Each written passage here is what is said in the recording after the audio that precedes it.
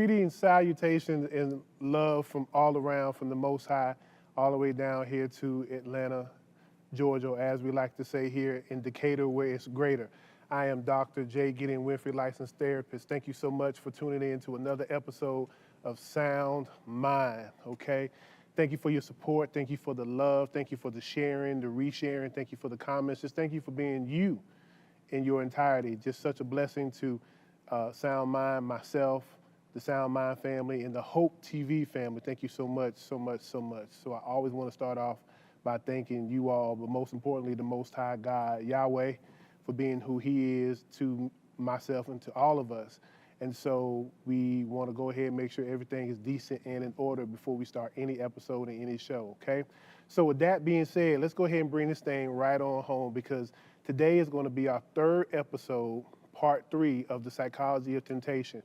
And we've been really diving in deep with temptation. And we talked about the etymology, the origins. We talked about the definition of temptation. We talked about the occurrences of temptation in episode 1. Then in episode 2, we talked about the how and when of temptation, knowing that based on research, based on experience, and using the backdrop of Matthew chapter 4, verses 1 through 12, to give us the sacred undergirding, how temptation tends to occur when two dynamics come together, the dynamic of isolation and then the dynamic of deprivation. So isolation plus deprivation equals temptation, okay? And we broke that down into the occurrences of each one and how that tends to surface. And so what we want to do in this episode to wrap up the entire series of the psychology of temptation is we want to talk about the strategy of temptation, but then we also going to talk about how we counter it, okay? So here's Sound Mind, and I want to be clear with this. Let me make this statement. I know that there's a lot of content out there on the internet, social media. Everybody has an opinion about everything, and that's fine. But the difference here at Sound Mind is that I am a licensed therapist and have been for almost 20 years, okay? I'm not an opinionist. I'm a licensed therapist, and there's a difference, okay? Because I'm bringing the research, the medical research, the psychological research, and literally over 300 and some thousand hours of therapy that have been done.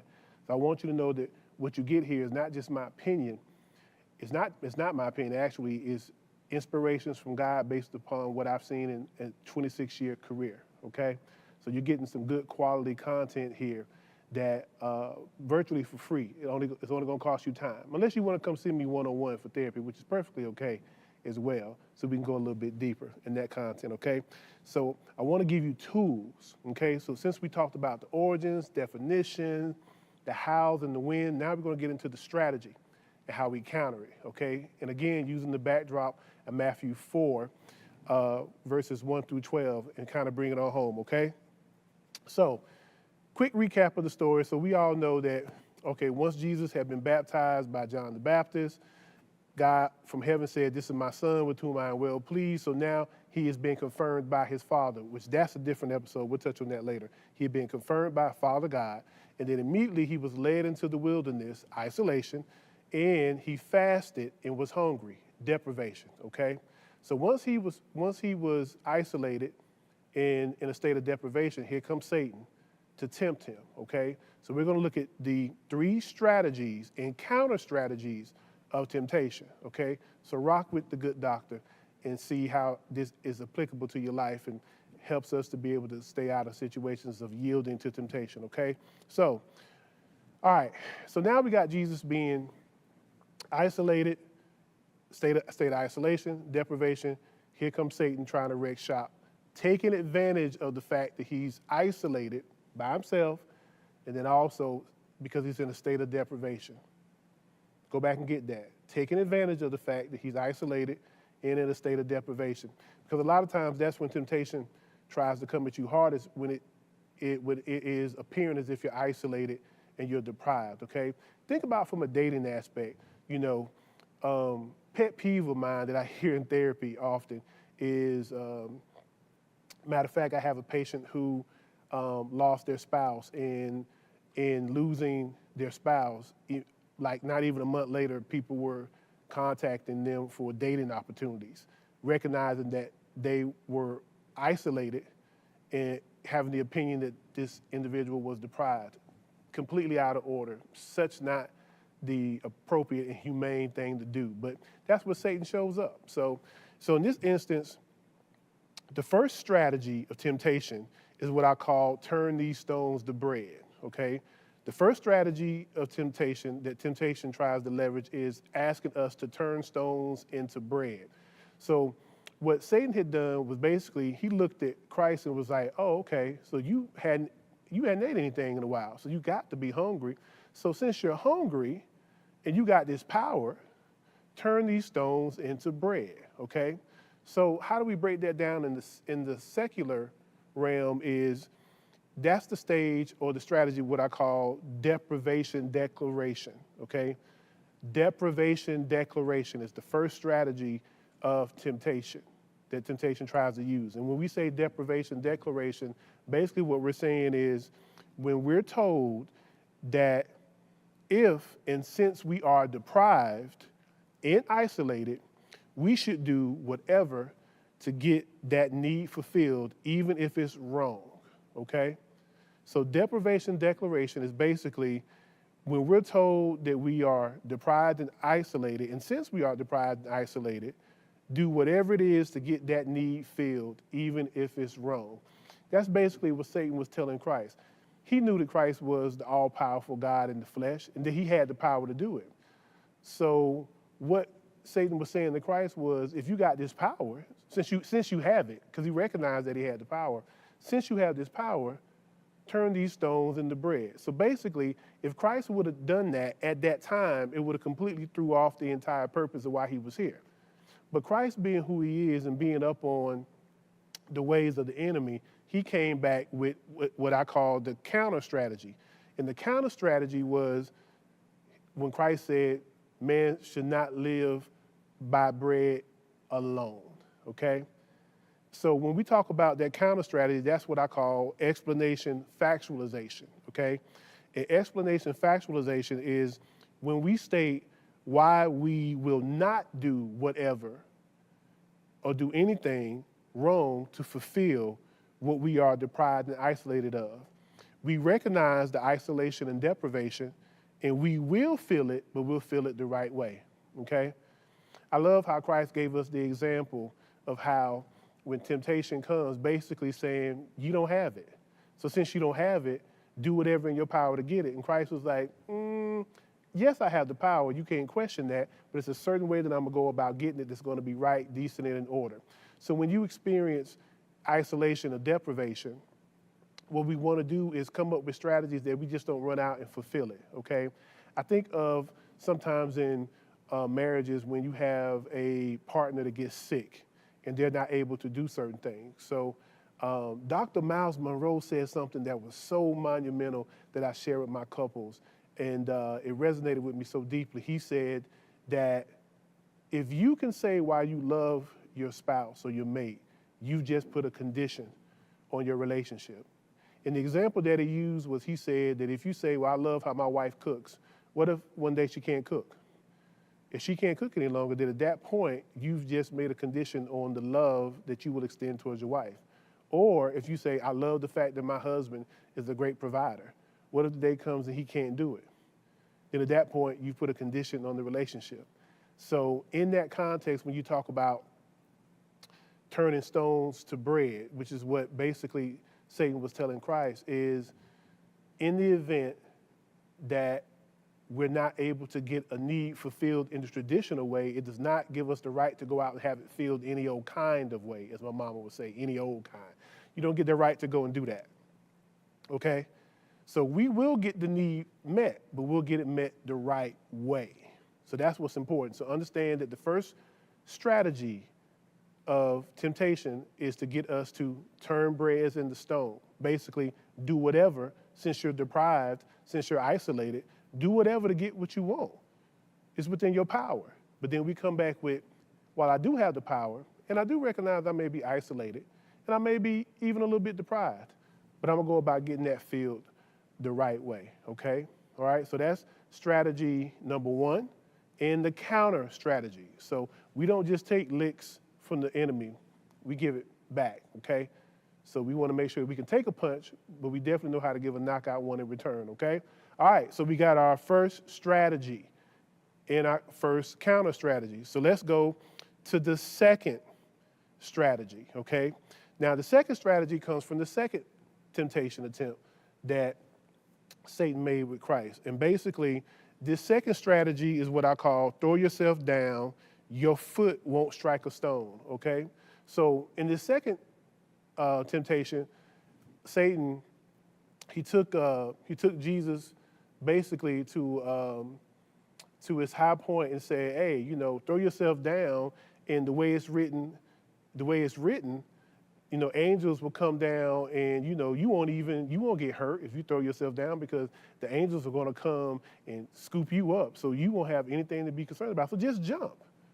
It's no big deal. Just because it's written in the word. So this is what the enemy did. He took what he knew to be true and he manipulated. And that's what the enemy does. And that's what temptation does. Temptation manipulates the truth as we know it, and it tries to exploit the fact that we are going through, okay?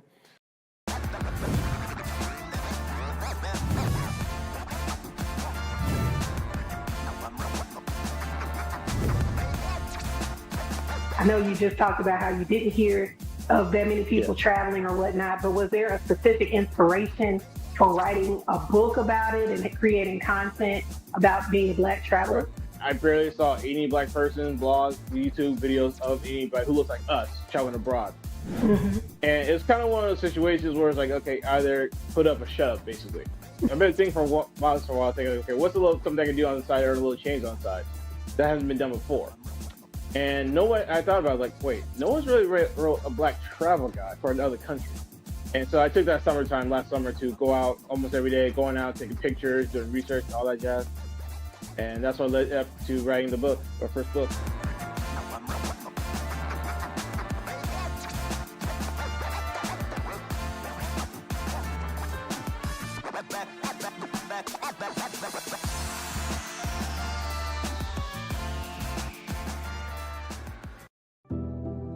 Today, we face an unprecedented crisis. Tens of millions of refugees have been forced from their homes. But you can make a difference. Turn disruption and despair to hope and opportunity. Even small amounts make a big difference. Provide shelter, support, or jobs in your community. The more we understand, the greater sense of belonging we create. Act now. Visit supportcrisisrelief.org.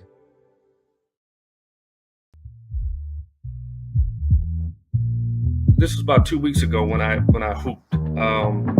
Of course, I got my content. Won't he make a way out of no way? Right? So they're connecting, with the sermon, with the lyrics of the sermon, but they're also connecting with the note, and I know it, and I can feel when we're connected. When you're dating, there's a connection. When there's chemistry, and hooping is not just jazz, it's not just soul, but it's a connection that the preacher has with his or her audience, and it's amazing.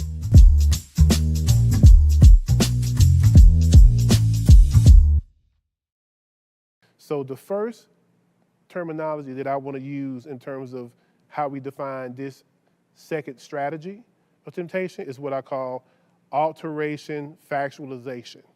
And alteration factualization is when we're told facts, but the facts are altered in a way that makes us believe that if we do something reckless, nothing will happen and we'll be supported. Hence the throw yourself down, your foot won't strike a stone. So basically, in lay terms, what this second strategy of temptation is trying to get us to believe is that if we just yield to it and just do whatever, won't nothing happen. We can be reckless. You can go out here and date whoever. You don't have to worry about no STD because you're a child of the Most High God. God won't let anything happen to you, so you can go out here and drink and drive. Nothing's going to happen to you. Or you can just, embezzle money from the account, because God is your provider. Nothing will happen to you. So when these temptations manifest themselves, the enemy is basically saying, throw yourself down, do whatever, won't nothing happen to you, be reckless. But the counter to that strategy is how Christ came right back and said, don't test me, my faith, or my God. He said, thou shalt not test the Lord your God. And I like how Christ pulled rank on Satan in that space, where he was like, let me tell you who you're dealing with. Let me remind you. Let me send you a little reminder. I'm not just God, I'm your God. So even if you don't want to kneel to me, which you will in due time, because that's what the word says, every knee shall bow, every tongue shall confess. But right now where we are, you have to be reminded of who I am and the power that I have. So the counter strategy was Christ coming back and doing what I call having a proclamation factualization. And proclamation factualization is when it's our stating of who we are authoritatively in God and ourselves, okay? So using this in a lay term perspective, what we're talking about is in this second strategy of temptation, when temptation comes and basically says, do whatever you want to do, be reckless, and you'll be supported for it, won't nothing happen. When we know who we are in Christ and who we are, this is what we stand for. What we stand for.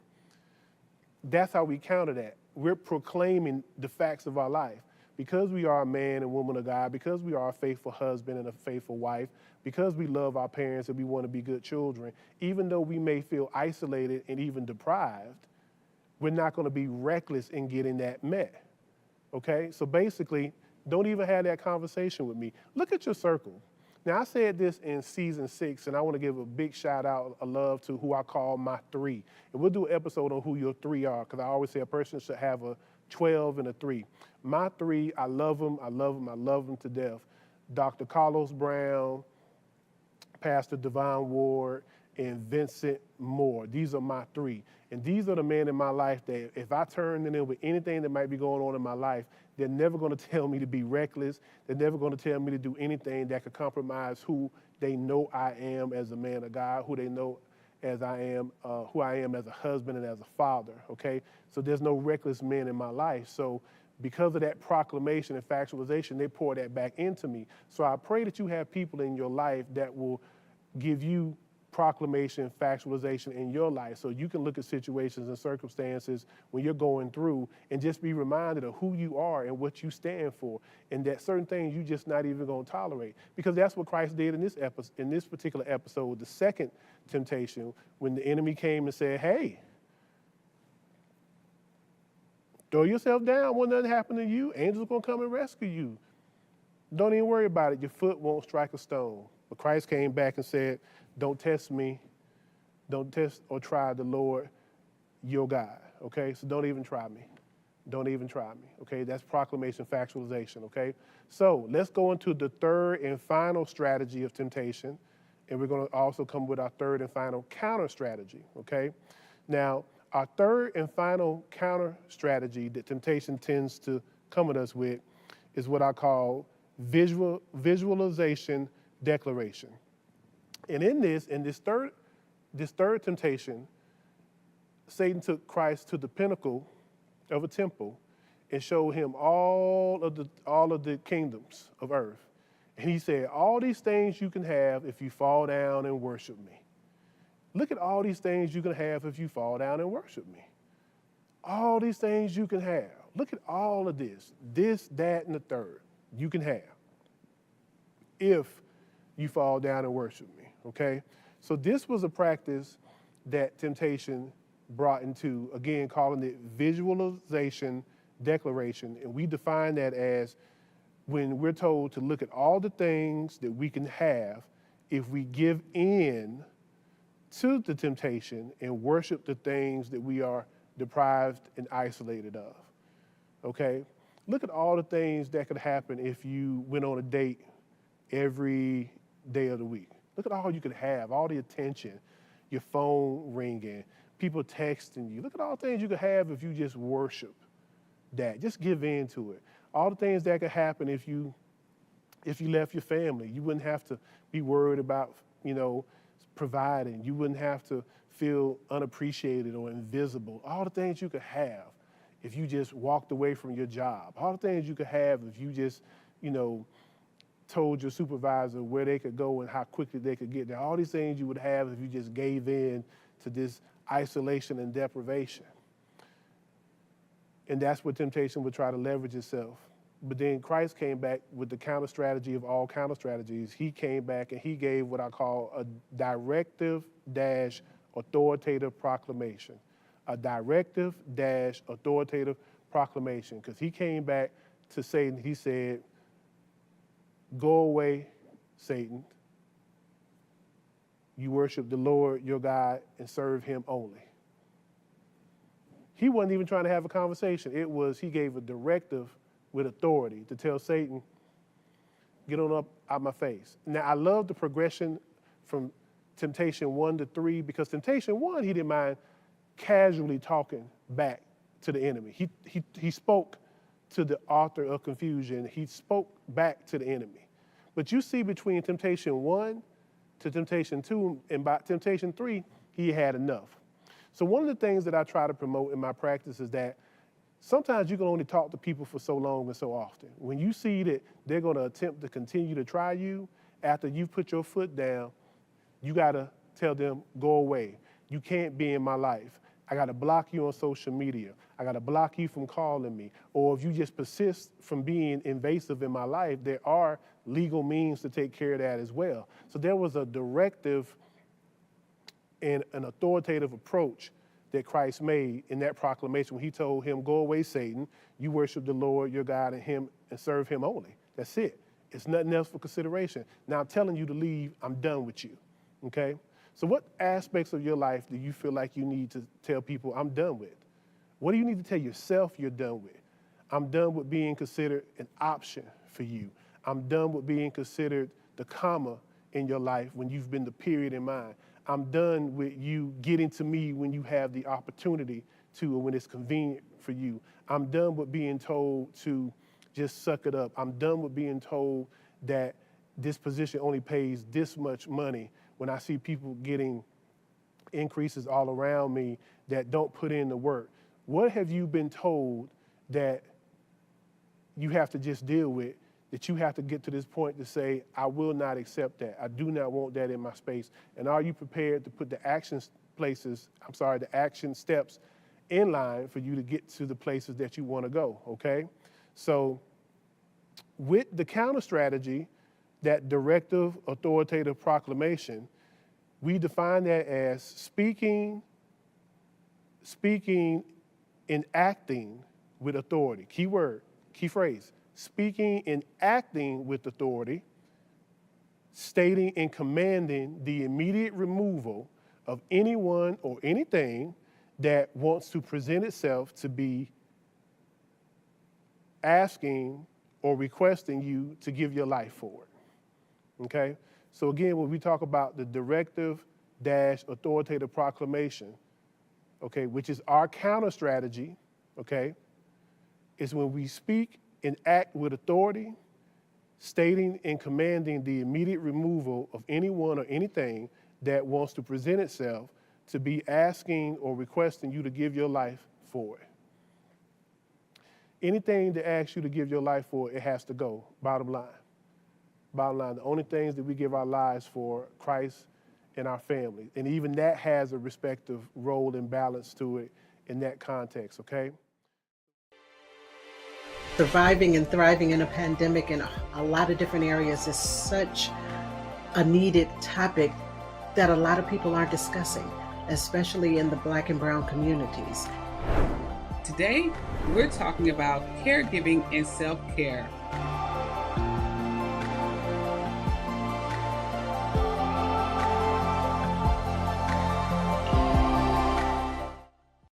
Part-time job, full-time hustle, all-time Shiro to all of us. You nurture, we listen. You teach, we thrive. You lift our spirits, but we've got to lay down the truth. It's time for you, our Shiro, to stretch for the stars. A free online chat can give you the personalized tips you need to start boosting your retirement savings today. Start saving more for retirement so you can feel prepared and live your life to the fullest. Visit aceyourretirement.org.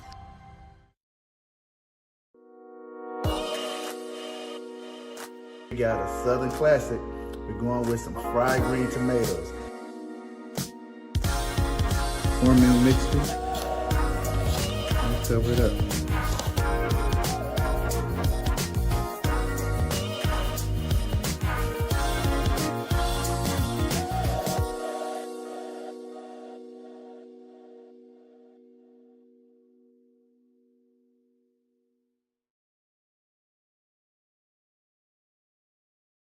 So what we went over today was we went over the 3 temptation strategies. I gave you the strategy of temptation, the approach that temptation would use based upon Matthew 4, 1 through 12. But then I also gave you the counter strategy. I gave you the counter strategy based on not just what Christ did, but how we apply that. And this is something that I utilize in my practice as well, is that when temptation comes, we got to have a counter strategy, not just a ideology, but actual counter strategy in terms of what we will do and what we will have in place to make certain that temptation becomes something that we very rarely, I would love to say never yield to, but never is an absolute term.